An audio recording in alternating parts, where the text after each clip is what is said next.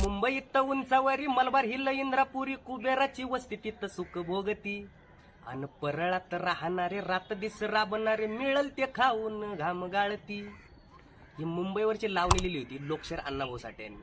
मुंबई नगरी बडी बाका, जशी रावणाची दुसरी लंका किंवा मुंबई बंदर जगात सुंदर, अशी मुंबई दिसली ती पठ्ठे बापूरावांना.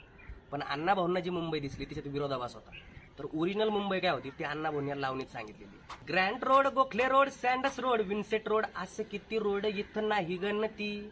आणि गल्ली बोळ किती आता नाक्यांचा नाही अंत, अरबी सागराचा वेळा हिच्या भवती. सेंट जॉर्ज बाटलीवाला केएम वाडी याला रोग्यांची रोज तोबा गर्दी झडती. आणि टीबी गरमी पटकी परमा खरूच ताप खोकला दामा असे नाना रोग होऊन कैक मरती. माणसाला माणूस खात लुटलं आणि लुटलं जातं, 30 लाख लोक एका जागी राहती.